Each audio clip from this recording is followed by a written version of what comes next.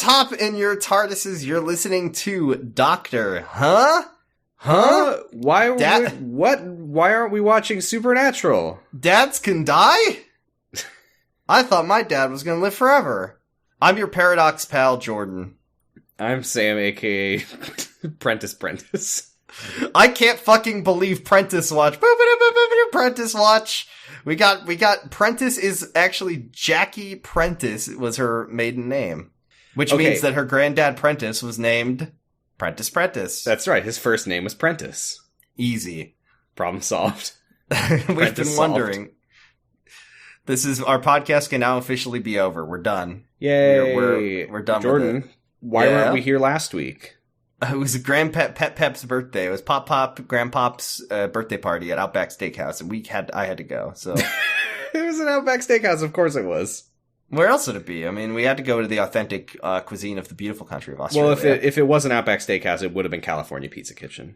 They don't really go to that place anymore. What? It's kind of out of their... Yeah, it's a little too, liberal. Shut up. For them. There's no way that's why they don't go there. Just kidding. Also, there's no way they don't go there. I refuse to believe that they don't go to California Pizza Kitchen. You go to CPK and they say, can I interest you in some marijuana? Can I interest you in some stem cell research? They say, can I interest you in some marijuana? Just kidding. You have no say in this. And then they force you to smoke it. Our grandma stopped going to California Pizza Kitchen because the grilled chicken and pita bread was too spicy. The grilled chicken and pita bread that they let her get. Anyway, this is enough a tight 5-minute set about our grandparents and their very specific dietary requirements. You are looking sadly, and you were looking, giving a forlorn look to your empty podcast feed. Just know it's because I was being a good grandson. Where were you? I didn't see you there. I didn't see you make the flight. I had to go to our brother's birthday. Well, which is more important? Brother's birthday or Grandpappy Papo's 80th birthday bash? Oh, okay. So you wanted me to fly out there on an airplane and give them COVID? No. You're trying to make me assassinate our grandparents? Joe Biden says that it's fake now, so I'm pretty sure it's over. He said he said that him and Kamala Harris were French kissing safely. They met for the first time. I was so happy. They finally got a chance to meet and have all those lunches that they were talking about having. But anyway, enough about brothers and grandpas because it is Father's Day. Happy Father's Day, Xbox. This is Series 1, Episode 8. Father's Day, written by Paul Cornell and directed by Joe Ahern. How do you pronounce that again? Ahern. Ahern? I don't know. Ahern? I don't know. Ahern? Pretzel. Yeah. Pretzel. No. The writer mononymously known as Pretzel. Director, and no. The director mononymously known as Aaron. There we go. Jordan, what do you think of this Oh, yeah, no, yours is better. I was just going to say one thing you got to know about Rose Tyler. She ain't got no pappy. But yours is better. What? Asking you what you thought of the episode? Yeah, it's a more sort of reasonable progression of our podcast. Jordan, what did you think of this episode? It was fucked up and it was stupid and bad, and I barely laughed at it. And I thought this was supposed to be a show that makes you laugh. And I mean, I'm really disappointed that the writers didn't give me like a funny, well, I saw Father's Day, I thought dads are funny. It's going to be a funny episode about Rose's She didn't pull his death. finger once. He didn't, there was nothing about him getting lost. There was nothing about him, there was nothing about him playing Eve Online. Whatever fathers do. Are there different kinds of dads? I've never really gotten to the bottom of this. Or is there only just the one kind? The one that likes Eve Online and K-pop? Nobody really understands. Wait, you're suggesting that there might be other dads out there? Are there? I look at the window. I look out the window. I look over God's creation and I ask myself, how many kinds of dads are there? I want to meet them all. Do-do-do-do. Do-do-do-do. No, I like this episode. It is pretty good in all the ways that the first season of Doctor Who has consistently been good. And the parts that I didn't like about it were pretty consistent in the ways that I didn't like the things about season 1 of Doctor Who. Mm-hmm. Parts mainly where that Jackie wasn't there. Jackie wasn't on screen. There was no coffee table in the episode, which was a real... We didn't see... I was expecting Rose's dad to die in a fatal coffee table accident, and I was really disappointed by that. But yes, you're right. It didn't break. Did I ever tell you about when your dad died when he fell into the wood chipper with the coffee table? Sam, Honestly, that was a really good impression. This isn't a joke. That was you really captured her vocal timbre. Oh, thank you. Timbre. I was really impressed. That was a great Jackie. Yeah. Timbre. I think it's, timbre. I think it's a Timmy? You really captured the Timmy of her voice. What did you think of Father's Day, Sam? You captured my Timmy. What did you think of the Timmy? Did you my like name him? Is Jackie Tyler, and you captured my Timmy. My name is Jackie Tyler, and you captured my Timmy. I liked this episode. Here's the trouble with this episode, and this is in no way the fault of the episode. No, just wasn't in the mood. You didn't watch it 5 times. Well, here's the thing, because I didn't know that we weren't going to be recording last week, so I watched 1 week ago, and I was like, I would have been more in the mood for something a little funnier, maybe like an 11th Doctor, maybe something with Clara or something like that. Fuck you. Don't ever say those words to me. Never say that to me again. But yeah, it wasn't a very funny episode. I didn't laugh out loud when Rose's dad died multiple times.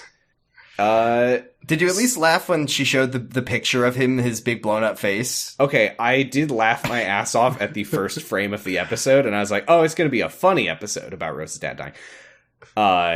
But yeah, no, I was going to rewatch it, and then I didn't, so... But here's the thing, when I give it my letter grade, I'm going to bump it up 1 grade, because I think it's probably better than I appreciated it at the time. You just weren't in the mood for Doctor Who this week, or you just wanted Clara to you wanted Clara to Well, I wanted to watch more Supernatural. I don't even fucking know you anymore. So you just wanted an episode where Clara meets I don't know, the great Chef Escoffier and then cooks him under the table or something. That'd be pretty cool. No, honestly, I just wasn't in the mood for an emotions episode, and this was one. But the episode was good. The effects were terrible. We like that, though. We like PS2 graphics. Right. That was why it's good. I was saying that that's a good thing about it. It is a good thing about the episode. And we did get official canon confirmation that her grandpa's name was Prentice. When we're done with the show, we have to both legally... if we get enough Patreon money, we have to legally change our names to Prentice. Your brother's new legal name is Prentice. Trollbus Prentice. Okay, so we begin the episode in the most beautiful, perfect manner that I've ever seen an episode in my life. Looking at the most beautiful, perfect man. It's the most beautiful, perfect face of every dad. There's only one kind of dad, but if there was other kinds of dads, they would look like this. And I can't tell if the picture's supposed to be funny or if I'm just laughing at a man's face. You know what? I think am I laughing at a man's beautiful smile? No, because I think what it is, and I think that this actually is, good, is it's not, a perfectly posed picture of him. He's, kind of in a weird sort of, half blink, half smile.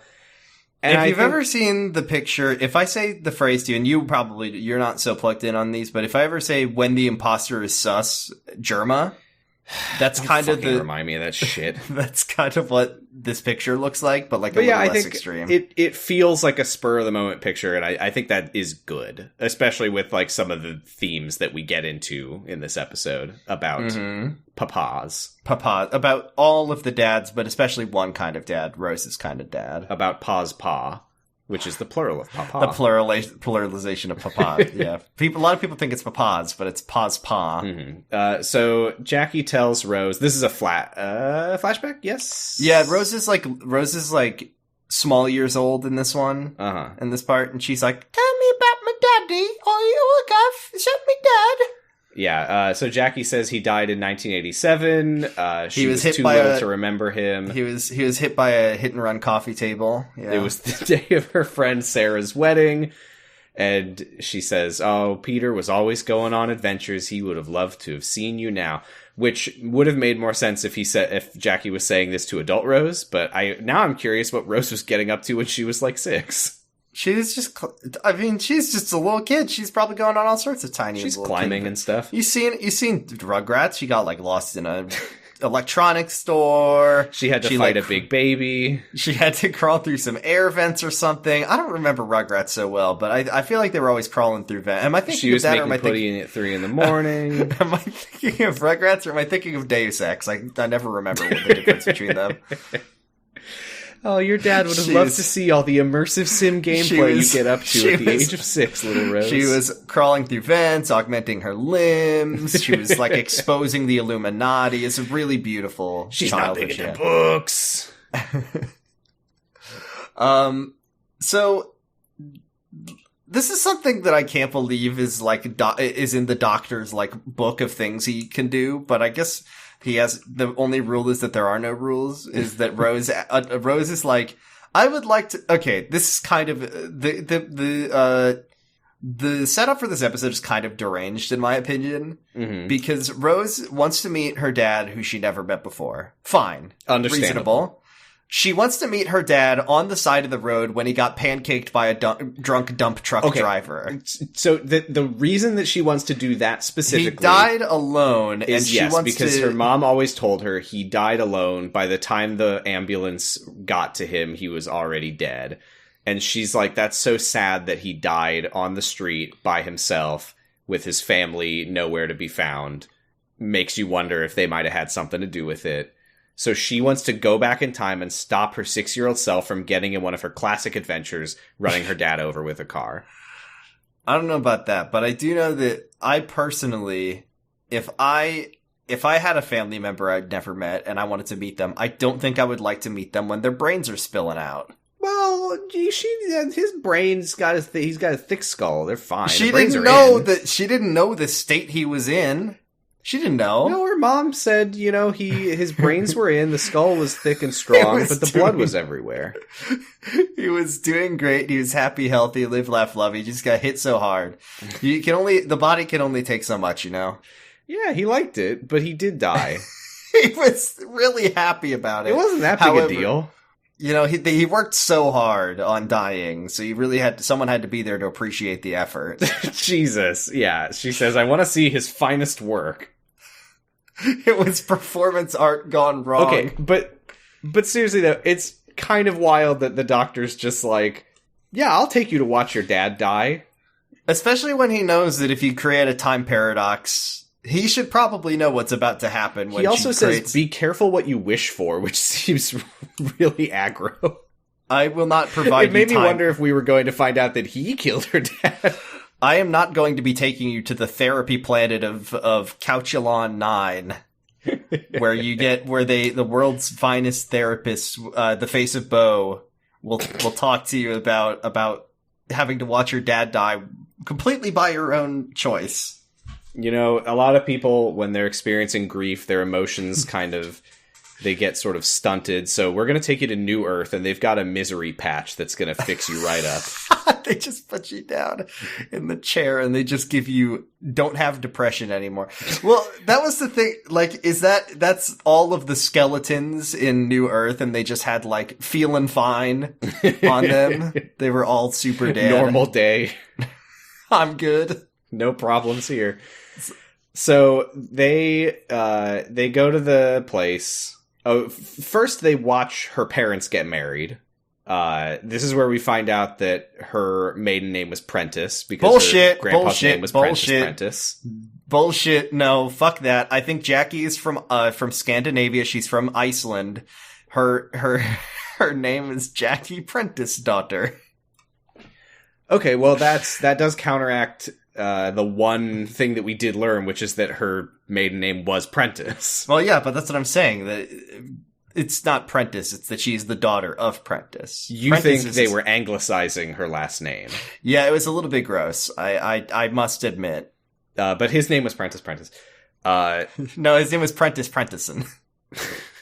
His father before him. It's been in the family for generations. His name was actually Prentice and Prenticinson. And yeah, I don't, there's a thing in this episode is, are weddings open? Are weddings Do they notice if you just walk into a Well, it was wedding? the 80s. Everyone was on cocaine or whatever. they were on feeling fine patches, and they don't notice when this young blonde woman walks in with her leather bejacketed friend, and then wheeling in a huge blue police box. And then a decade later, he shows up again when you're about to get hit by Daleks. For your beautiful wedding day, Father, I've brought you not one Dalek, not 3 Daleks, but 10 million Daleks, and they all are here to say... Wait, what's more romantic than 10 million Daleks? 20 million 100 Daleks? million Daleks. Congratulations! Congratulate! Congratulate! Congratulate! Celebrate! Celebrate! They cut the cake with their little plunger. Beautiful. Beautiful. Mazel tov! Mazel tov! Just Daleks rolling onto a glass. Are Daleks Jewish? Many people have wondered for many years, and we're here to answer the question. No. That would be offensive. No. But the Doctor does know who killed Christ. Himself. So they get off the TARDIS. It's an ordinary day with cheerful 80s music playing, and Rose is like, I thought it would be a bad day with sad 80s music playing. Her name is Rio, and she runs over my dad. Great. So they go to the road where it's going to happen, and she basically says, like, he was on his way to get a vase for Sarah's wedding as a gift. Jackie always said, oh, that damn vase. If he hadn't gone to if he had just been a worse friend or a better friend, let's be honest, he would still be here. If he had gotten a different gift somewhere else that wasn't a vase. It would have been really cool. Alternate cut of this episode, sorry. Because her mom's name is Jackie. And, Great. I want to see my father die. Dallas, 1960s. I'm saying, what if Rose's father was JFK and maybe... We're tying it all together. And then the Doctor's like, I already went there. I don't want to see it again. No, this is when he goes there. I already got my rocks off. Jesus Christ. So anyway, we watch him get hit by the car. Rose is chickens out. What a fucking loser. She can't stand to watch her dad die in front of her. What a baby. What a pussy. Great. So anyway, what happens is she hears the ambulance is coming and knows that it's too late because she knows that the ambulances didn't get there till he was dead. So she doesn't do anything. So she says, Doctor, can we try again? And I cannot believe that he goes along with this. Knowing what he knows about how time travel works, the fact that the Doctor is like, yeah, we can give it a go. This makes me think that once again, for the better, the show does not ever explore the logistics of time travel, which is really good and smart, and the less we know about the rules. Kind of does this week, actually. I know, that's what I'm saying. But now we know that you basically have a limit of, you can go to a time and place once, and if you do it more than once, there is a second Doctor and a second Rose there, and it's real fucked up and bad. I just feel like this was malpractice on the Doctor's part. I feel like when Rose is like, can we have another go? If I was the Doctor, I'd be like, no, we can't, because that would open us up to huge, huge problems. Hey, do you want to maybe meet your dad and say hello to him when he's not being flattened? when he's got his full 3D thickness, as opposed to when he's been flat Stanley'd. That was actually Jackie's uncle's name, Thickness Prentice. Prentice was his first name. Don't take this from me. No, her uncle, not her dad. Yeah, but his first name was Prentice, not his last name. No, I'm saying her uncle. Her dad's brother. Her dad is Prentice. Her uncle is Thickness Prentice. Why is that a problem? Okay. And I'm my own grandpa. Or are you insisting that any uncle should also be named Prentice? Yes! The more the merrier. Come on. Don't take this from me. So you didn't have it. You hadn't even thought about it until just now. The doctor, you don't see it, but he's just finished sniffing a big load of paint when he agrees to this idea. He's just finished clonking himself on the head with a coconut. He's got the big bump is sticking up on his head. I think that should be an okay idea. And he's like, sure, just don't run into yourself or you'll create a time paradox. And they go back. And then we see the back of Doctor and Rose #1, I guess, and they're there. But then Rose can't do it. She leaves, and then no, wait, it's even stupider than that. That's right. It's the car is coming. Second Rose, the Rose who is watching her own past self, is like, I can't wait for my past self from a minute ago to leave. I need to go save my dad. I'm not going to comfort him as he dies. I'm going to push my past self out of the way and save my dad, creating a double time paradox. What if she had pushed herself in front of the car, saving her dad, like, just to see how bad she could fuck the timeline up? That'd be an that she interesting saves her dad and kills herself in the past, making herself and but also creating a new version of herself that was raised by her dad, and maybe the choices of having a father in her life would have led her down a different path that doesn't involve her meeting a weird space alien man. I'm just thinking about all the ways this episode, and it wasn't funny. That was the big problem. This episode was not laugh out loud funny. There was one thing that made me laugh out loud. Yeah. Maybe. I don't know. I just said that. Anyway, so she saves her dad's life and introduces herself, and he says, "Oh, Rose, that's my daughter's name." And she says, "Ha ha ha ha." Well. Oh, also when she saves Peter, the other Doctor and Rose disappear. Yes, which I don't quite understand how or why they disappear from it. I mean, I need to like graph it out with a little time. Well, time travel chart. Think about this. Shouldn't Rose, this current iteration of Rose and the Doctor, disappear? I think this is the kind of time travel where they've created a new reality. Because think about this. The Rose who gets pushed out of the way, what she did the first time was nothing happened, and then she said, let's go back in time a couple minutes.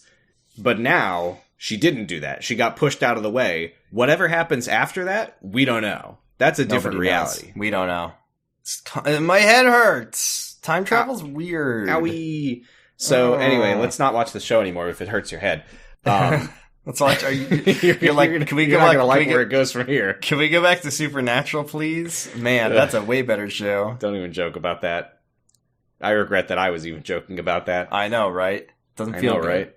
So anyway, yeah. So he's like, well, I better get going. I've got to go to a wedding. And she says, oh, is it Sarah Clark's wedding? I'm also going to that wedding. What a weird coincidence. And I was at your wedding. And it cuts to the Doctor looking so fucking pissed off. You, Doctor, you're not, I don't think the Doctor's allowed to be pissed off about this. Right, he the Doctor created the possibility for this to happen. He didn't have to do that. He made 2 bad decisions in a row.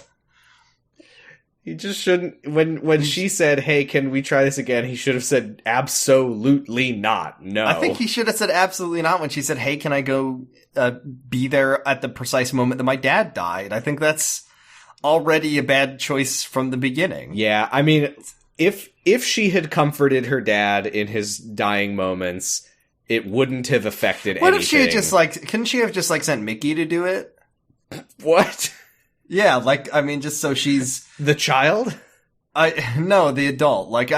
Something about the DNA, the father and the daughter. Oh, so you're saying that she should have gone up to Mickey and been like, hey, Mickey, can you hop in the TARDIS and we're going to take you back in time so you can just hold my dad's hand while he dies? Yes, because I think that the risk is way lower in that case. Yes, exactly. I mean... I just don't think Ricky is going to create a time paradox. Who? Ricky. Who? Ricky. Who? Ricky. Who? Ricky. Who? So there's a joke in another Doctor. Well, I don't know that. There's a joke in the show where Doctor calls in Ricky. I don't know. You're spoiling it. You're ruining my experience. I don't want to watch the show anymore. We want to Supernatural. We gotta watch Supernatural. Just posting River songs. Spoilers. Winky face. Disgusting. Great, now I know that she appears in another episode. I don't want to watch the show anymore. I want to watch Supernatural. Jordan. Let's watch Supernatural. I think you like Supernatural more than you like Doctor Who. Are you going to put that on the record? Don't. Are you going to put Granted, that on the record? I've seen one episode and it sucked. But it was so bad. There's a nasty monster in the sky. And we know immediately that Peter is going to get Final Destinationed. Mm-hmm. When someone saves your life, the first thing you do is take them to your messy apartment. Mm-hmm. And then talk about your crackpot inventions because you're Stu Pickles. You know, we were talking about Shadows of Destiny recently. We were talking about Shadows of On My Back, a time traveler story. Yes, this is Rose has held up a frying pan to her dad's back, preventing the car from hitting him, and now a car is going to fall on him from the sky. This episode shares a lot in common with Shadows of Destiny, actually, including a man getting hit by by a car at the end of it. Yeah, so he's like, oh, you know, I've got this idea for a windowsill cooler chest. I felt like this might be a callback, but I don't know. I don't really know. This is the first I've literally ever heard of this character. So he goes to change into his wedding suit. Rose is like going through all this stuff. She's like, oh my god, all my dad's stuff. I've only ever seen it in boxes before. And the doctor is just like glaring at her silently. Once again, the doctor's not allowed to be mad. The doctor enabled this. This was an interesting pivot for him, though. He gets really accusatory. He's like, you know, when I told you that I could travel through space, you weren't interested. But when I said that that the TARDIS was also a time machine, you jumped right on board. Is the only reason you ever came with me so you could save your dad? I think that the real reason is just because a time machine is about 15 times cooler than just a space machine. I mean, they're both cool. They're both pretty cool, but when they're together, they're really cool. Yeah, that's why this is the coolest show ever made. Because, like, what if nothing else is going on any other planet besides at a time that is right now, you know? What if we're the only interesting place in the universe right now? Everything else happens. Saddest thing I've ever heard. Like, they go to I have traveled the universe through all time periods, and I have found nothing more interesting than two people recording a podcast. This is like the 99 channels and nothing good to watch. The doctor calls her a stupid ape. He says that he's picked another stupid ape, which I assume is a shot at Jamie from the second Doctor. I was just going to say, is that Jamie or is that Leela that he's talking about Leela. But he's like, this one doesn't even... I was, when I was watching this the first time when I was like 14 or whatever, I was really confused when he said, I picked another stupid ape and this one doesn't even kill people. Another stupid ape and this one's not even epic. What was that voice? Oh my god. It's been a while since I've seen the fourth Doctor. Doctor. What was that? Oh, I thought you were trying to do Christopher Eccleston. No, it was supposed to be the fourth Doctor. I don't know why that would be the voice. It's not the fourth Doctor. Yeah.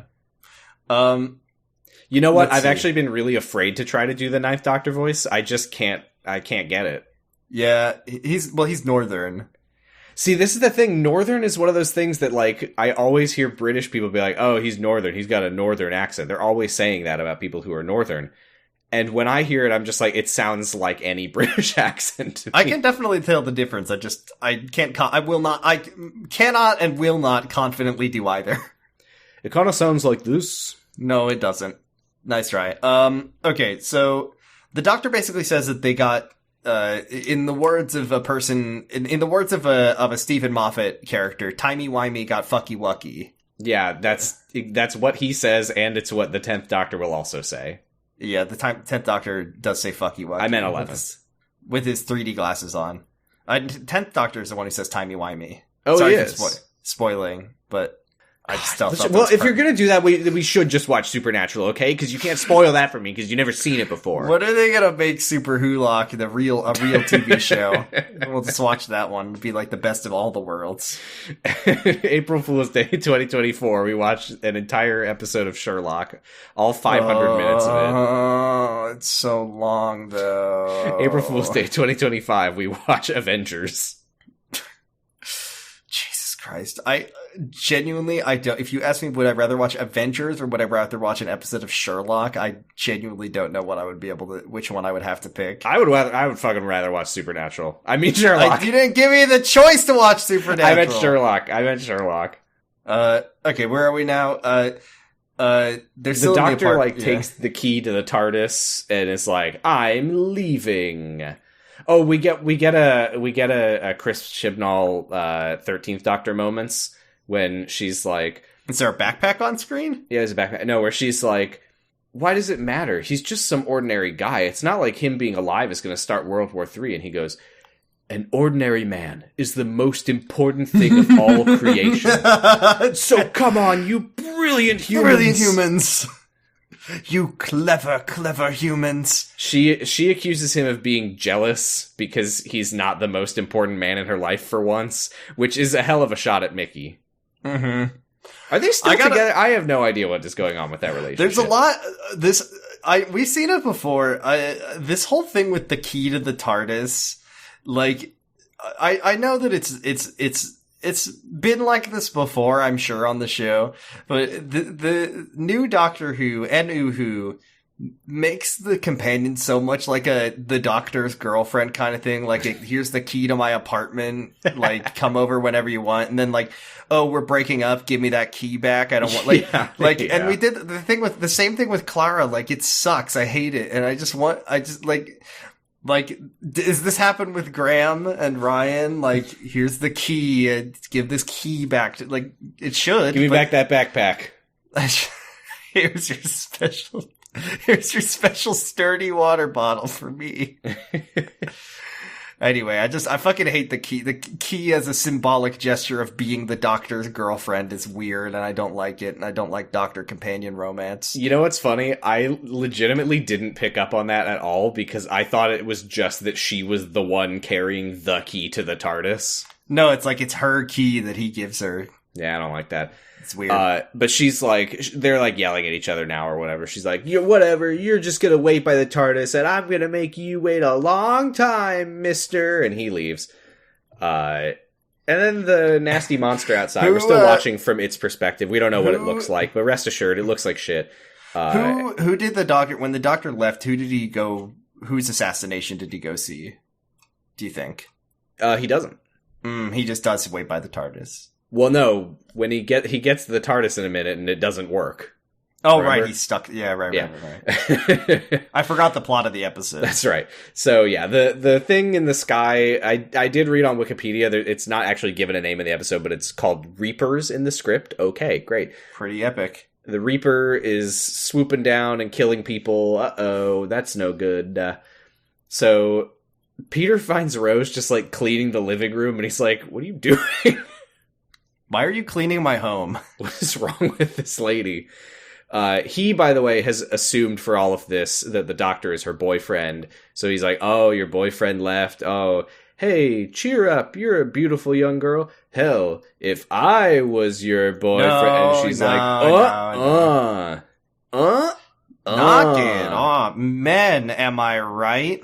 And then right then and there, I saw on the screen, it said written by Brenda Hampton. Brenda Hampton. And the episode name changed to Chocolate Cake. We have not. Have we like gone this deep into Secret Life on this show yet? Is this the deepest is this the most Brendified this show has gotten? That's why I didn't like this episode, because when Brenda it broaches the subject of father-daughter incest. Brenda's whole thing was siblings. Yeah, she liked brother-sister incest. Brenda loved siblings. And if there's ever an episode where there's like two Roses or two Doctors or two like Mickeys, it'd be like, what if we kissed? That'd be so messed up, right? Is that what happens in the 5 Doctors? Yeah, there's just 5 of them and they all. What if we all kissed? What if? Oh, well, that would be a good idea. That's a capital idea. I would love to make out with you. Tongue or no tongue?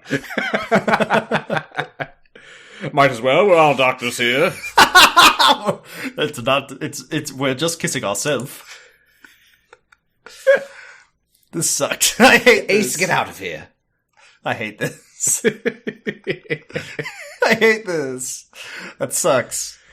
Anyway, so we go to the wedding. The groom is here, and he's wondering why is the wedding so empty? It's like half the guests just died and never showed up because they died. Just got eaten by monsters. Yeah.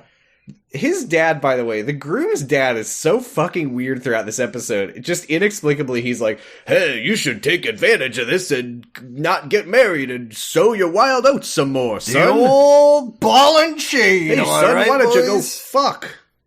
Son, I just want you to know, all I want is for you to spread your seed. And it's so weird because it's like, oh, are we gonna like get into some? No, like no, there's no plot there. The dad is just like, the dad's just a horny freak. You don't want to do that, son.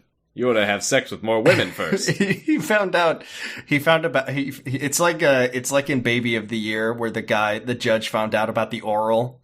He just like knows about some secret oral that happened, and he's just like, son, I can't tell you why, but you do not want to be in this wedding. You are all about Baby of the Year today. What did I? Oh, I did reference okay, to be fair, pancaked by drunk dump truck drivers may be one of the most beautiful constructed things that has phrases ever happened to an old man, for sure. It's just a perfect sentence. It's a perfect use of the English language. No, I agree with that. I understand why you made that reference. I'm not quite as sold on the oral one.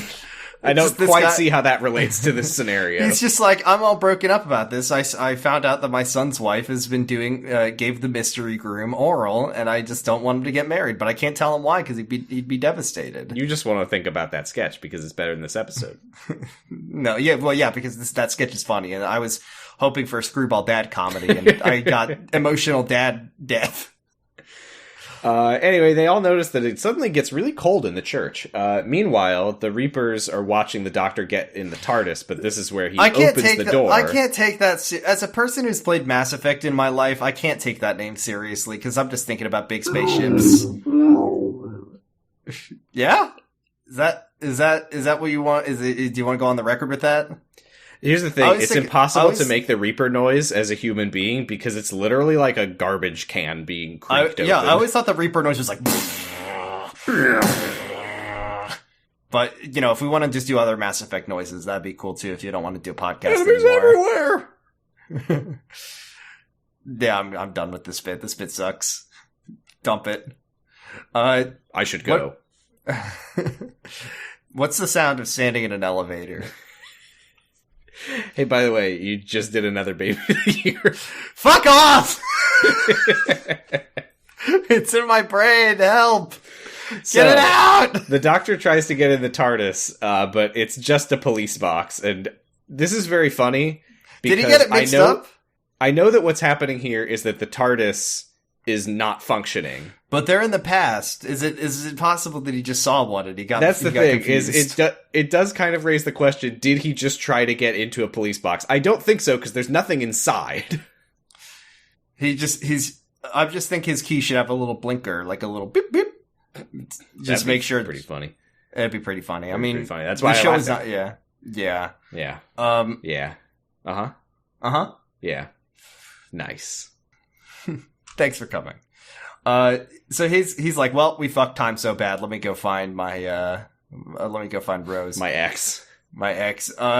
So I guess Peter and Rose are carpooling to the wedding together. Mm-hmm. And he's talking about how his life is a mess and all of his jobs are shit. And she's like, right. But I was always told you were a proper businessman. Yes, and she calls him a bit of a Del Boy, which I know that's a reference to Only Fools and Horses. Look at me. And he says, wow, you sound just like my wife. And she goes, uh-oh, my mom's gonna be at the wedding. Uh-oh. Oh no. Little music moment. The radio is playing Never Gonna Give You Up. I did notice that. But then suddenly it starts playing Don't Mug Yourself from the Streets' classic 2002 album, Original Pirate Material. I do get because the car Rick rolled over Rose's dad. Sorry. Yeah. That would be if his name was Rick. This anachronistic hip hop music. Or Rick was driving the car. Like Rick Astley? No, I just mean the driver's name was Rick. Yeah, well, we never learned, so I'm assuming that it could have been Rick Astley. We never really got a good look at him. That's not true. Have you ever listened to The Streets? No. It's a good album. Okay. Original Pirate Material. I do recommend listening to at least one song because it's the most British thing you'll ever hear. Yeah? Birds in Me Backpack? I think he might say Birds in Me Backpack at some point. Yeah? You want to give me a sample of the Birds in Me Backpack song? Yeah, he's like, this is the streets. Don't mug yourself. Original pirate material. I got birds in me backpack. That's pretty good. What is this? So, it's because this is like out of time. The time got fucked up. Yeah. So she's like, well, that's not supposed to be happening. She pulls out her phone, and Peter looks at it and is like, what the fuck is that? She checks her voicemail, but what she hears is, Watson, come here. I need you. Which I thought was, Watson, come here. I need you to blow my brains out with your big hard penis. I don't think that's what blow my brains out means. I went to say blow my back out, but then I mixed up blow Watson, my back out. I need you to kill me with your dick. I mixed up blow my back out and fuck my brains out. Watson, I need you to hit my back walls. That's what happens on Sherlock, right? Right? It's just a lot of male passion. But what she looks up and she sees the car that was supposed to hit Peter. It just pops out of nowhere. It's and just it like swerves and disappears. It's like in a time loop or something. Yeah. So meanwhile, the groom's dad makes a call on his big chunky 80s cell phone. I love those go-go 80s phones. And he's trying to tell people that he's trying to be like, hey, where is everybody? But he tries to make this call, but all he hears is, Watson, come here. I'm horny. Did you notice the really cool detail?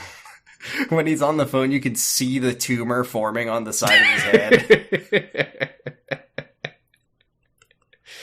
So, it's really great craftsmanship. Yeah, the Reapers show up, but they see him on his 80 cell phone, and they say, "We don't need it." Well, he's got like 15 minutes. Yeah. So the bride Sarah arrives along with Jackie, who has baby Rose, and Peter pulls up as well, and the drunk driver reappears right in front of them, and Rose panics and instinctively yells, "Dad!" And he goes, "What the fuck? What? Huh?" And then they swerve out of the way, the car disappears again, and he's like, "Hey, why did you say that?" And she's like, "Anyway." It's and he kind of just drops it. Good. Yeah, it's just a nickname that I like to call every man I meet. Dad. Hey, we've all like called a teacher mom or something. When you're in your 20s, yes. Not when you're like 8 years old and it's maybe the most horrible and traumatic thing that could ever happen to you. You know what's funny about that, though? I just imagine that every teacher has been called mom by every child. And every time it happens, they're like, "Oh, Mom, I have to go kill myself." And the teacher's just like, another one. Another one. They all react the same way when it happens. Another one. So Jackie sees Peter and immediately starts yelling at him. You fucking pervert, you fuck up, you screw up, I hate you, you creep, I don't remember why she starts yelling at him. I think she's it's cause she sees him with a younger woman. I thought she was yelling at him before she even noticed Rose. Well, maybe she just hates her stupid ass husband. He sucks, yeah. But yeah, she's yelling, "Oh, you cheating with that younger lady." Wasn't she saying a thing about like in the clothing racks at some store? Yeah, she says something about like, "Oh, I caught you lying on top of that lady in the coat room," and he's like, no, it was just I was helping her find her jacket, and the thing fell over, and I tripped, and then my penis popped out of my pants, and her underwear fell down. Rose has to accept the fact that her condom father flew out of my pocket, and it hit the ceiling fan, and the wrapper got torn off, and it fluttered down directly onto my penis. I'm very good with condoms, he says. Who was that? I know that was Secret Life. It was David Johnson. God damn it. A man in his 40s. I'm very good with condoms. Anyway, so Jackie calls him a loser and says, like, Rose needs a proper father. And Rose is like, you stop it. She's like, you stop it. The baby didn't say that. My bad. I got a little confused in my notes. Her first words. Stop fighting, you two. So Peter asks Rose to park his car while he goes and calms Jackie down. Rose asks Peter to park his car on top of himself just to fix everything. Meanwhile, there's a playground nearby, and the Reapers are disappearing a bunch of kids. That's right, they are killing kids in this episode. I mean, they kill a lot of kids in a lot of episodes. They kill a lot of kids in a lot of episodes. I mean, how many little baby, cute, adorable, big, googly-eyed Daleks did the Doctor blow up in Remembrance of the Daleks? Like, these adorable little... the thought of a little baby slime pile Dalek in a little baby robot suit. Oh... Mommy, I want the plunger is a little rattle. It's just like the like cute little robots in Nier Automata. You probably never played that one. Never. Yeah, I have. Oh, I well, didn't it's finish just, yeah, they're just like, play, Uh-huh. play. Oh God! Are you my mommy? That's right. They have the exact same voice as the rest of the Daleks.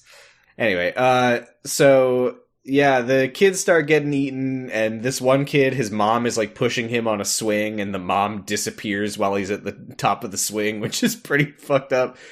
And he like runs away. So we go back to the church, and Peter, he's like swearing to Jack. He's like, I swear I'm not cheating on you. Can I just say, sorry, this is a joke for only our most loyal and long-term listeners. The most beautiful thing in the world is when we say, then we go back to the church, and you're not talking about Secret Life of the American Teenager. That was like our 8th episode or something. But you continued referencing it for literally years. Yeah, and then you did. Just now. Jack looks a thing like Jesus. Okay, no more. Okay. Anyway, I actually did have a little bit more to say about the church scene. Yeah. Okay, go for it. Jesus. So Ashley is standing there looking at this. Shut up! It wasn't funny. It wasn't funny when I said it. But it's really going to be funny when you say it. Oh, okay. Let me do it again then. Mm-hmm. So Peter is like, I swear everything's gonna be okay. I'm gonna figure out work, and I'm not cheating on you also, I swear. And then the kid runs by and he screams that there's monsters coming to eat them, and they're like, stupid fucking kid. It's Mickey, right? Aren't they like, Mickey, you fucking idiot? What the fuck is wrong with you? I don't think we learned here, unless I just missed them saying it. It is a young Mickey. I didn't know until they say his name later, Mickey is way older than Rose than I expected. Mickey is like 8 and Rose is a baby. No, this was not an 8-year-old. Okay, he's like 4 or 5. Yeah. He's like 6 feet tall. Well, yeah, he's got a mustache. A baby. He's playing for the NBA. Yeah. Did you not notice? That he was playing for the NBA? In the middle of the scene, yes. Yeah, I did notice. What does that have to do with anything? Usually they don't ain't no rule that says a 4-year-old can't play. Yeah, they usually don't let 4-year-olds play, but when they're this good... When he's got such a strong grasp of the fundamentals, it would be a shame to not let him play. Yeah, you gotta start nurturing it. Uh-huh, that's true. I thought it was interesting that they let him play in the NBA while living in London. He's just making those transatlantic shots, that transatlantic skyhook. For 4! It's weird. You'd think it would be more points than that, but it's only 4. I mean, they're really bending the rules to let him do it, but yeah. He's just They're like, look, Mickey, we can give you 4 points for a transatlantic shot. He was tall enough that he could just reach out his arm and drop it right in. That's some fucking Chad Burton shit. Chad Burton dying on Eastwick. Yeah, this is just, we're playing all the hits in this one, I guess. I hope you've listened to Kyle XY and also every episode of Jurgen It, because otherwise none of these jokes. I also hope that. Thank you for supporting us all these years. Yeah. Okay, so the doctor, they're all like, stupid fucking Mickey, I hate that guy. But then the doctor runs over and he says, no, the monsters are real. And they go, oh, okay. So they run into the church. And we see the Reapers. They look really, really stupid. PS2 monster. Kratos is going to kill them. I thought that I had accidentally switched on an episode of Reboot, but it turns out that I was still watching Doctor Who. No idea what the fuck that means. You don't know Reboot? Never heard of it. What the fuck? Imagine Code Lyoko. Oh, I vaguely remember Code Lyoko. That show also looked like shit, though. Okay, imagine it looking worse. Was it pre-Code Lyoko? Oh, yeah. Oh, yeah. Code Lyoko is like, you watch that show and... But even like when I was a child, and I'm younger than you by quite a few years. Even as I was a kid, I was like, this show looks stupid. Yep. You were right. I watched a little bit of Code Lyoko. I thought it was pretty fucking stupid. And when I was that age, I was watching Mythbusters and the Colbert Report. So and playing in the NBA and wearing a monocle. Playing Oblivion, yeah. So speaking of Oblivion, they go to Kvatch. I thought you were gonna say that's where everybody goes when they get got by the Reapers. They just get unmade in time. They might. They wake up in the prison cell in the Imperial City. Oh, I thought you meant like they literally go through an Oblivion gate. Everything's red and on fire. Wow, this game is not fun. I really thought there was going to be more to this, but no, that's it. And they make you do it how many times? So many times. The groom's dad gets disappeared. He gets reaped by, but then, I made a note of this because I thought it was something. It's really not. No. Another reaper swoops down toward the bride, but she screams in terror, and it gets like redirected and it kills the priest. You thought it was instead. going to be like they're allergic to sound. We need to play the most high pitched, screechy, horrible sound that we I can thought it was going to be something like that. No, this actually has no significance whatsoever. And then they would be making a very timely reference to some musician, like whichever musician they wanted to like rag on that week. They'd be like, I don't know. Yeah, go ahead. Throw out a classic 87 British pop reference. Who's the most annoying, screechy audio we can find? And then it would be like, we'll put on insert musician here. Justin Bieber. Yeah, you can edit in whatever funny joke, whatever makes the joke funny, which is nothing. Okay, great. Nothing will salvage this one. Just leave it. Anyway. I edited in Jimmy Carr's laugh. Oh, ooh, hey, hey, yuckarooski. Hey, I said it, not me. Anyway, they barricade themselves in the church. The doctor explains that the older something is, the stronger it is. Now, here's the thing. I don't understand, but in retrospect, I think that what he meant is that because these are time monsters, I think that he means the more history something has, the more resilient it is against these specific creatures. But it really did sound like he was saying the older a building gets, the more it has structural integrity. No, I think he's saying that the time monsters it takes more work for them to like eat through the building or something that's old or something. Sure. Anyway, but they ate the old man before they ate the young lady. Jackie is like, what's going on here? Yeah, well, I think you'll find that this church is probably far older than either of those people. I mean, I don't know. Do you know that the Tower Bridge is like built in the 1900s? Looks way older, but it was actually constructed to look older. Well, they burned the edges to make it look old. They put reading glasses on it. So Jackie's like, what's going on? And the doctor says there's a wound in time, and these things are like the bacteria that are infecting it. And also they're like maggots that are cleaning the wound. I wasn't quite clear on the metaphor there. He's just kind of lost in the sauce with this one, I think. That's fine.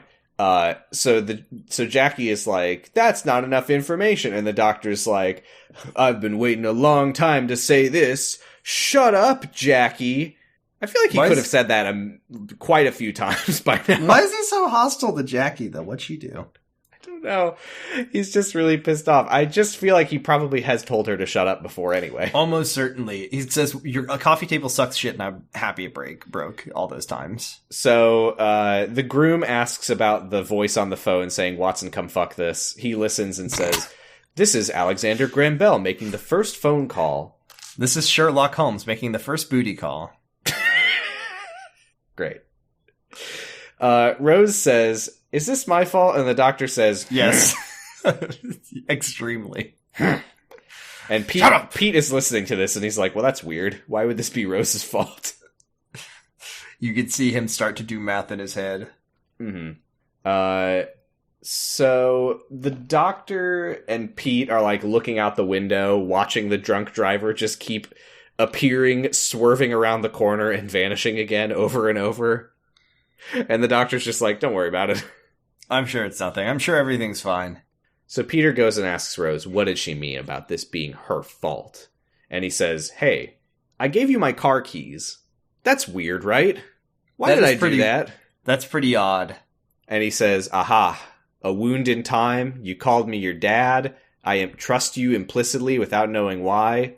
You remind me of my wife. You're my grown-up daughter, ain't you? And they hug and cry. You're a time traveling 20-something.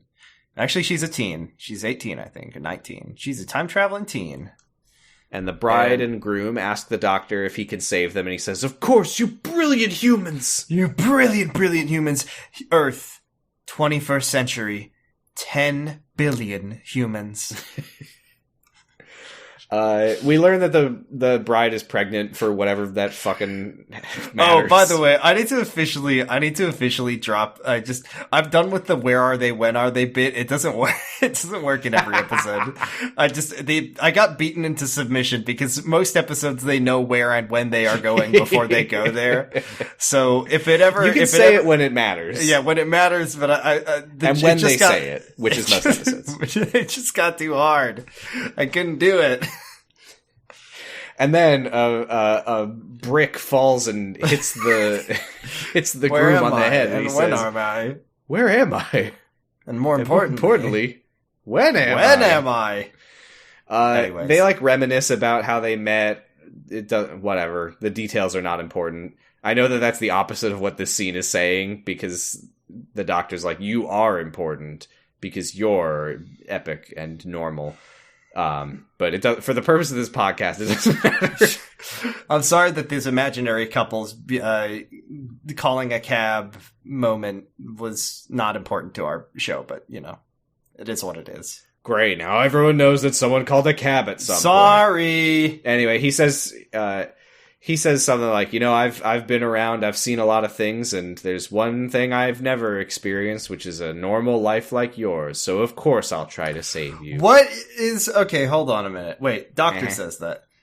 I don't appreciate the doctor saying I've seen a lot of things, but I've never seen a normal life just like yours, because, first of all, what is normal to the doctor?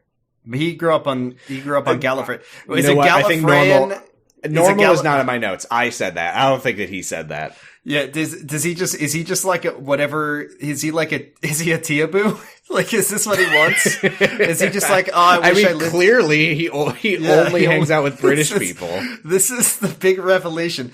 Like, he doesn't really care about humans. He's just like, wow, I love British accents. I love British accents. They sound so smart. They're all fake. Every voice he's ever done is fake. He's never he's like, one day he's gonna stub his toe and be like, shit! God damn it! Well, no, he's a Gallifreyan. He's gonna stub his toe and go. Oh boy.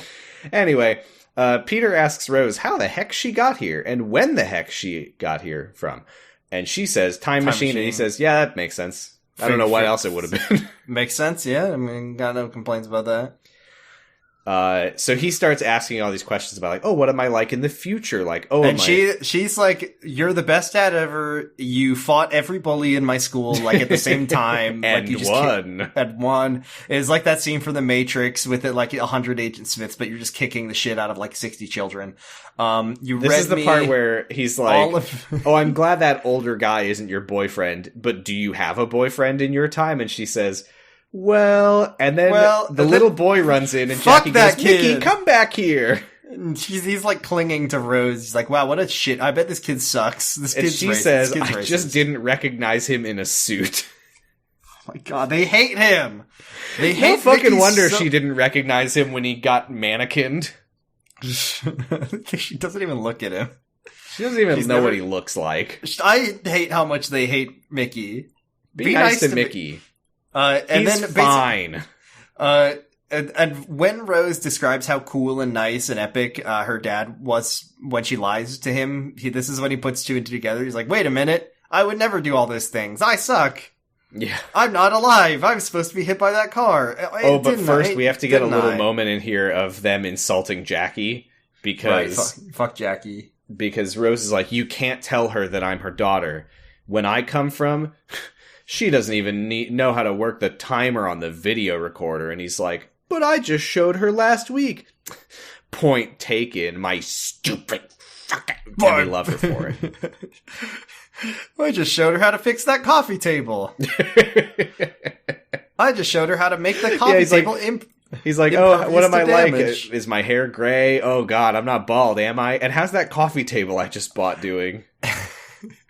You know, the black one with the... And she's like, a black one? The black one. I don't remember a black one. Meanwhile, we cut to the apartment and the coffee table is on fire. Nothing else, just the coffee table. That's right. I want to go back in time and It's save a controlled burn. It's monitored by firefighters. Doctor, I want to go back in time and save that coffee table. No, you can't, Rose. It'll create a paradox. That There's coffee like table 6 has to die. Roses all standing in a line watching each other from behind as they stare at the coffee table.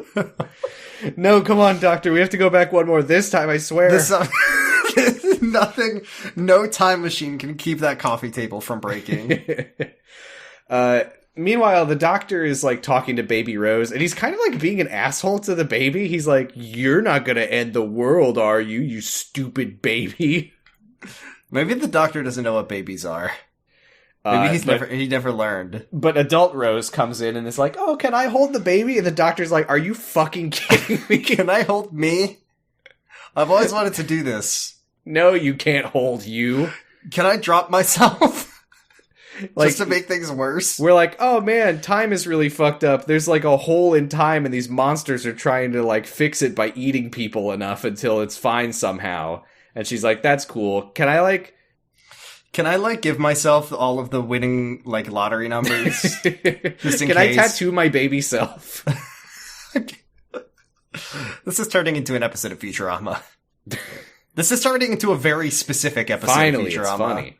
And then the goat is just puking for like 15 minutes on screen. So the Doctor and Rose like start yelling at each other. She's like, "I'm not stupid, Doctor." He's like, "Really? You could have fooled me." I was surprised that when he finds that the 10th Doctor version of himself is rude, that he was like, "Oh, I'm rude now," because he's being pretty. I'm surprised that rude. the Doctor. Well, yeah. Also, the fact that the Doctor is ignoring the fact that he is the one who could have prevented all of this from happening by simply saying no. I know that there wouldn't be an episode, but just be like, "No, we're not going to do that." It just seems so it seems so off base for the Doctor. He didn't even have to this. be convinced. Is the thing. Yeah, he was just like, sure. And then he was like, can we do it again? And he's like, this is a really bad idea. Yes. Love it. Let's go. This is so cool. Just be careful because everything could go wrong. And if we do, it'll be my fault for giving you the opportunity because I'm the time traveler. I'm the Doctor. It's my responsibility to make sure that my companions don't destroy time. Oops. It'll literally destroy the universe as we later find out. Oops. Aw, man. Jeez. Beans. So, but he apologizes to her. He says, "I wasn't really going to leave you here. And also, I have no plan to get out of here alive." He guesses, we have no evidence of this, but he's like, I think that probably the entire universe is fucked except for strong old buildings like this. Right. It's just like, everybody who's not in a church right now, basically everybody who's in Christian is dead. He gets kind of wistful here. He's like, my people would have been able to save us, but they're all gone. Whoops. Yeah. They apologize to each other. No, sorry, that's not what happens. I misread my notes. He tells her to apologize to him. That wasn't me doing a bit. I legitimately misread my notes. Say you're sorry, Rose. Say you're sorry, Rose. And she does. And they hug. But then she's like, oh my god, your jacket is like burning hot. And in his pocket, the TARDIS key is like glowing. And it's like on fire. And normal. He says, that's it. A radial tracking map. He tells everyone that the inside... This is a hilarious detail, and I do love it because it's so weird. The outside of his ship is still here. But the inside of his ship got knocked out of the time loop. And one thing you gotta know about it is that it's smaller on the... That fucking line sticks with me in terms of how much it makes me nauseous. So he says, I can summon the inside of my ship and fix everything. What is that even going to look like? I mean, we never see it, but like... Well, it appears inside the TARDIS, unfortunately, so we don't know. But he says, does anyone have a battery? The groom gives him his late dad's chunky cell phone. Rose and Peter talk a little bit more. He says, hey, why did you come back here in the first place anyway?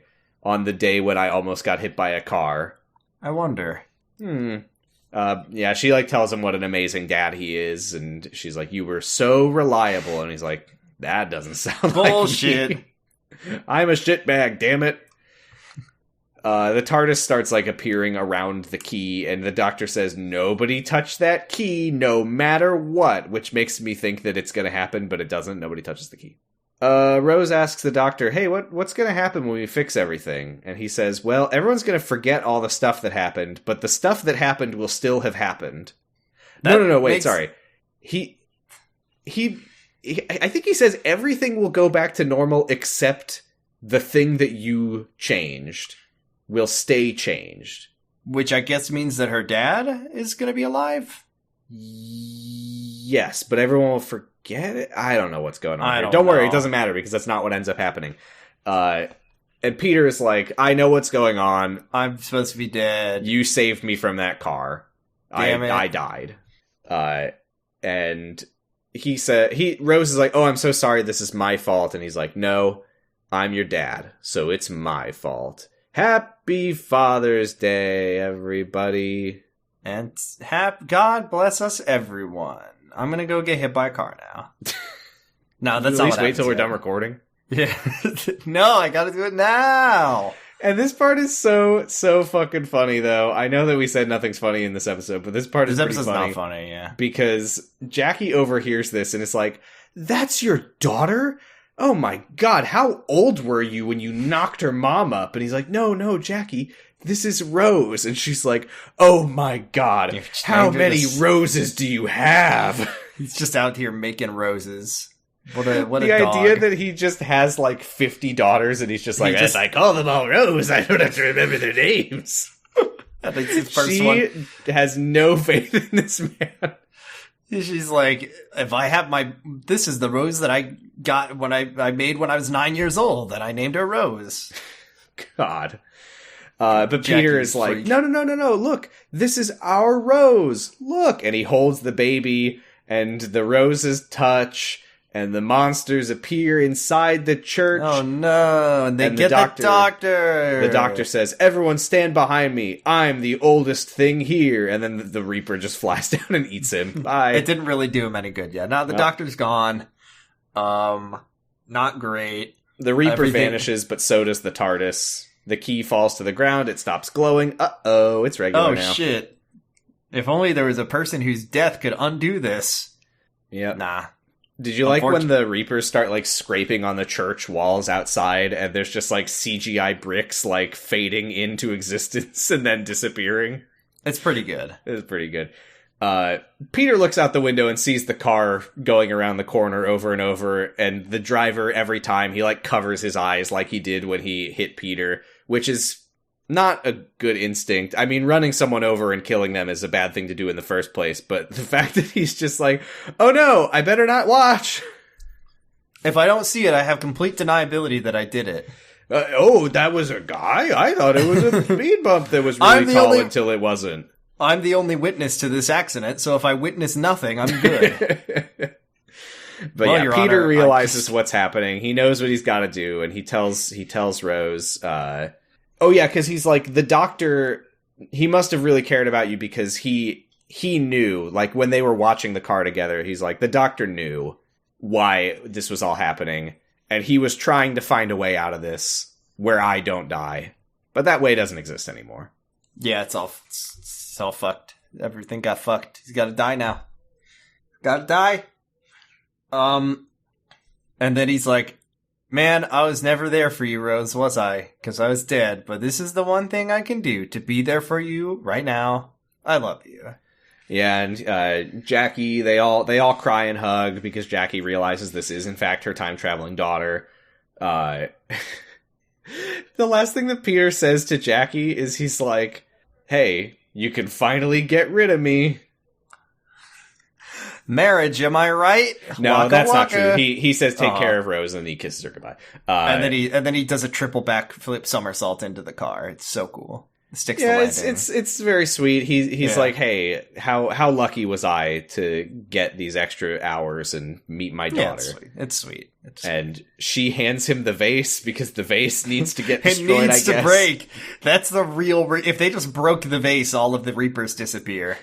They could have saved him. They could have saved him. If we're talking about fixing the time paradox, the vase probably should get broken, to be fair. I think a lot of things should be broken. I am, however, wondering what's going to happen to the driver. Prison. But I mean, like, he was driving on that road in that one place, and then next thing he knew, he was in front of the church. I explained that to the courts. You can't. He was really, really, really drunk, I guess. Yeah. And yeah, he jumps out in front of the car. The vase, we see it shatter. All the monsters disappear from the sky. I was still writing monsters in my notes. I'm sorry. 6 roses appear, and they all comfort Peter as he dies. The doctor just, like, walks on screen from, like, around a corner and is like, hey. He's like, I got better. And he's like, you should go to him while you still can. And she does, and she holds his hand while he dies. And then... and you were right. There was no brains out, no blood. It was a very clean. It was a clean. It was a clean break. Yeah, the driver keeps driving and he goes, "Clean kill." Well done, 47. 1 car, 1 kill. Did you notice that the guy was bald and he had a barcode on the back of his head? I've actually been playing a lot of Hitman lately, and it fucking kills me that 47 does not even bother to try to do an accent or any kind of voice ever. Hey, I'm just the guy who's here to fix your toilet. Another beautiful day in sunny London. I just love that 47 is a competent percussionist. That's my favorite thing about him. I mean, the funniest thing about Agent 47 is that he's incredibly good at literally everything. Mm-hmm. You can sit him down at a drum kit, he will start playing those drums. He can massage someone well enough that they won't think anything of it. There's I mean, the drum one, I assume, is that the, like, Club 23 or whatever? I'm pretty sure there's multiple instances in that series of 47 playing the drums. Well, like, because I'm thinking there was one where there was a drum kit, and I think I could have had him play the drums, but instead I had him be the sound mixing guy, and everyone's like, "That's a great mix, sir." Did you get it? It stinks. It sounds really good. Anyways, Rose's dad is dead. Emotional, yeah, boo-hoo. What? Oh, right. Get over it. Fuck off. We go back to the flashbacks from the beginning of the episode. Also, everyone runs out of the church, and the groom's dad is alive, so we know that Peter dying, like, brought back all those children. They saved time. And yeah, Jackie in the flashback, or Flashbacky as I call her, is telling little Rose the new story. And she says, yeah, nobody ever found out why Peter ran into the street. But there was this girl. There was this girl who sat with him as he died, and then she was gone, and we never learned who she was. That's so fucked up that in this new timeline they've created, Peter just fucking killed himself for no reason. Like, like that's really wild, and I don't love it. In my mind, probably they all assume that he, like, saved that girl. Yeah, I think they should have been like, it should have been like, he must have been trying to save that girl, and I hope that she... It is weird that she's like, he must have been trying to cheat on me with that girl. He had a really good idea for a new invention. Maybe he was like trying to do an insurance fraud scheme or something. Anyway, that's the episode. They go back to the TARDIS. That's the episode. Next time on Doctor Who, the TARDIS chases some kind of weird medical ship that's about to crash into London during World War II, and Rose is dangling from a rope in the sky. And there's a gas mask child who says, "Are you my mummy?" And then there's a handsome criminal who flirts with Rose. We went from Father's Day to Mummy. From puppies to mummies. I really like the emotional, like, what an emotional day that Rose has gone through, where she just, like, had to watch her dad die, and then he's like, all right, let's go to the Blitz. Let's go watch a guy's face let's go watch a guy's face turn into a gas mask. What letter grade would you give this episode? I'm gonna give this one a solid B. You know what? When I watched it, I was going to give it a B+, but then I was going to bump it up to an A- because I was like, I think if I was in the mood for it, I probably would give it an A-. I'm going to give it a B, because I think talking about it, I liked it less than I did watching it. Because you're very impressionable, and you don't have any original ideas for rankings to give to these episodes. That's right, Jordan. I'm just such a fucking loser. But you know what? I might be about to become a winner, because I'm about to random an episode for next week. Get that screen share up. Let me see that shit. I need to know. I need to know you're not. I need to know you're not trying to show us one of your favorites with Clara in it. All right. You see it? Big money. Wait. Who do you want? Who do you want? What do you want? What? Oh, was this our segment? Which Doctor? Which Doctor? I want a good Capaldi. I would love a Capaldi, but I don't want to risk seeing Clara. I'm gonna say, you know what? Fuck it. Let's get a nice time. Let's get a nice time, Dan the Man. Fuck it. Why not? Jesus Christ, what is wrong with you? I mean, if I look here, I can see that 35% of the episodes we've watched have had Yaz in them, and you're like, you know what? I think we need more Yaz. I think we haven't seen her in a little while. We haven't seen any, and we just saw somebody we just saw that post with that sweet post about Jodie working while she was pregnant. And that was kind of sweet. So let's get a little 13. Let's get a little 13 action. Why not? All right, well, let's see what happens. Hey, how do you feel seeing that there's a 6.5% chance of ever getting Eccleston again week to week? It's so depressing. Although the number's going to go up each time we don't get him. Okay, here we go. I'm going to push the button. Here we go. Shut up. Oh, what episode? The Day of the Doctor. This is Series 13. This is one of the 13 specials. Is this the first 11th Doctor? I think this might be the Day of the Doctor is a special. It's the 50th. Ooh, it's a 2-Doctor one. It's our first episode with 2 docs. Oh, this is. Wait a minute. This is not the first Matt Smith because Clara's in it. No. This has got Matt Smith and Tennant, and it also has the War Doctor. Hey, it's a 77-minute episode. Oh. Well, I will be tentatively excited.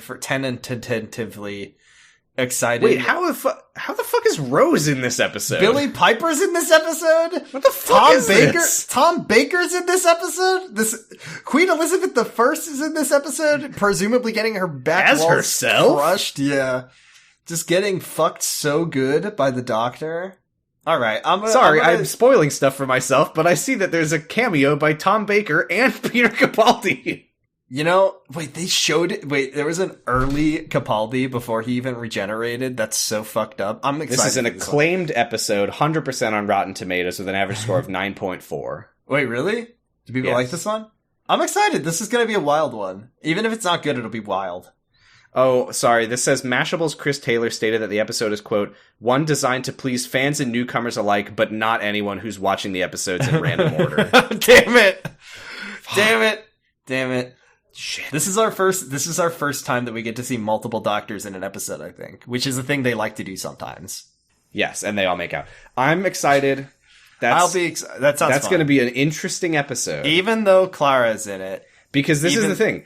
I've known for a long time, I've had hanging over my head the fact that doctors meet up over the course of the show. I know that, and every time I think about that, I go, how the fuck does that work? Do you want to know something? I am like 99% sure that I've never actually, in my time watching the show originally, sat down and watched an episode where there are multiple doctors. Mm-hmm. I just don't think I ever saw one, but maybe I did, but this sounds fun, even though a stupid secret doctor's in this, which I fucking hate that shit. I'm still undecided doctors. how I feel about it. I'm mildly intrigued by the concept, but we'll see. What was the fugitive doctor? Oh my god. Doctor. I'm intrigued by the fugitive doctor, though. I want to actually meet that character for real. All right. Well, I'm excited for next week's episode. Sam, I like Once Upon a Time. There, I said it. I like it. Oh, fuck you. It's my favorite episode. I've watched it 6 times. I've softened on it so much just since we watched The Snowman. like my perspective. Like, I know it sucked shit.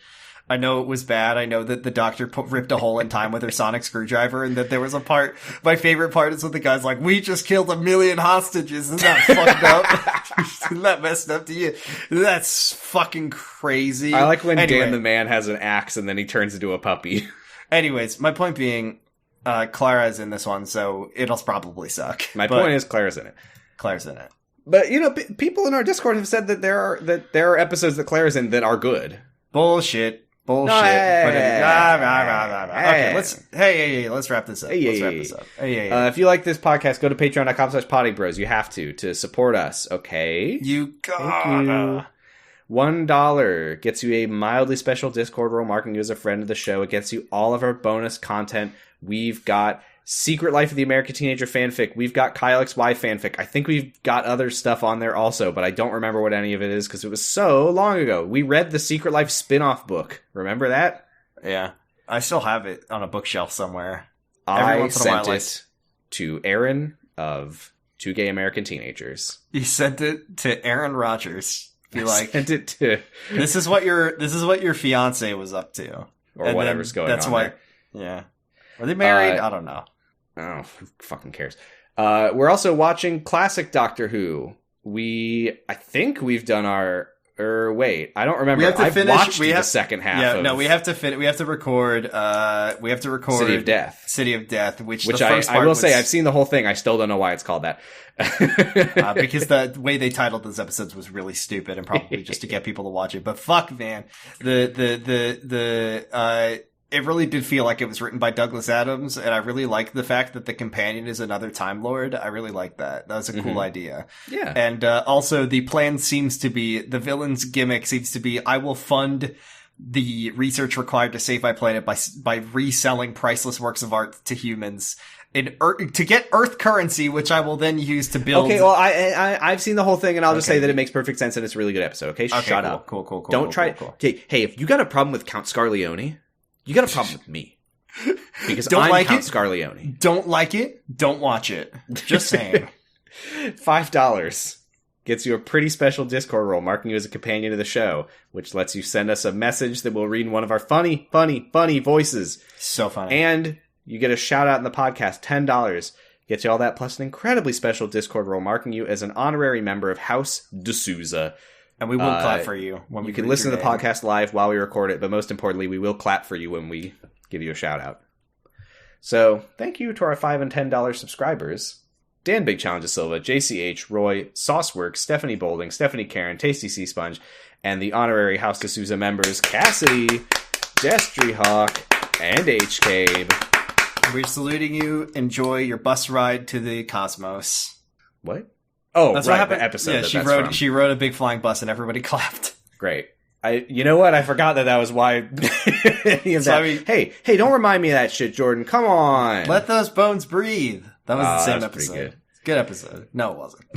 We're on Twitter at Potting Bros. I'm on co-host at Positive Stress. We're on co-host at Dr. Huh. We're on Tumblr at Dr. Huh.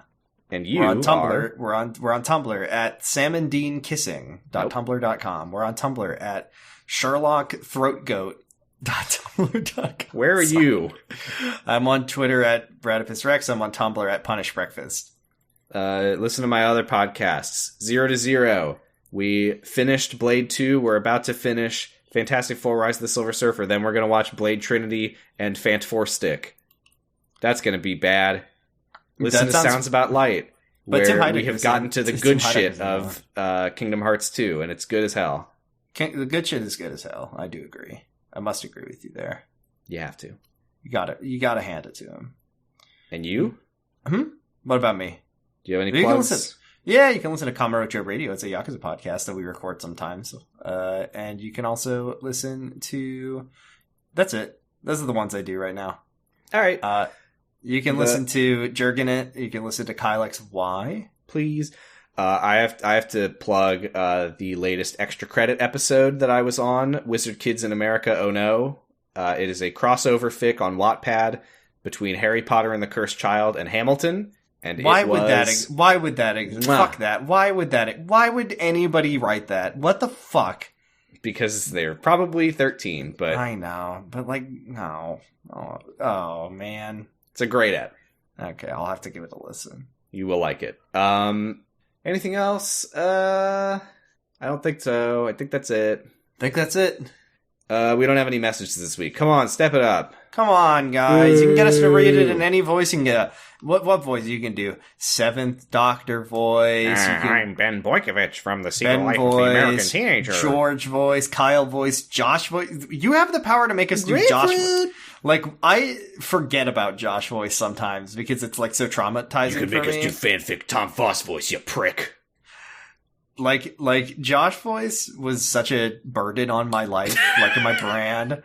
I remember when I tried to say that I wasn't going to say grapefruit anymore. And then he said it the next episode, literally the next episode. My point is listen to Kylex. Why? Because that one's pretty fucking funny.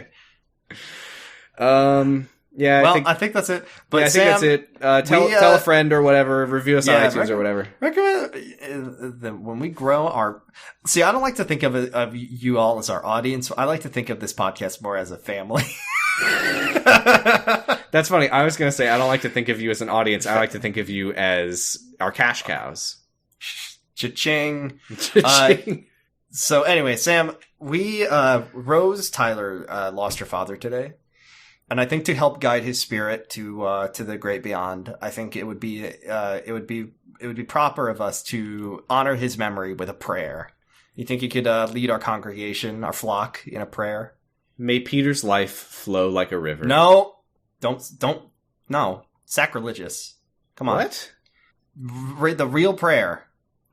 Why was that bad? You know, like when you go to temple and you say the Shema Pickle Rick, like it's disrespectful. Like you got to say the real words of the real prayer from the I'm doing scripture. a mourner's Kaddish. What the fuck is wrong with you? It's the scripture. You can't just parody this shit. I'm not. I said Peter. You imagine if you changed the name of God to Peter Griffin. Like it's disrespectful. But this is. I didn't say may Peter light your path through time. I said may his life flow like a river. But his life didn't flow like a river. His blood flowed like a river out of his head. First of all, no, it didn't. He has a thick, solid Fine, skull. fine. Whatever. It's a whatever. weird thing to draw the line at. Just don't blaspheme, please. I'm not going to. May Peter's life flow like a river. May his corpse smell sweet as a rose. May his Jesus. Yes, continue. If you must. May his afterlife be calm and still as a pond.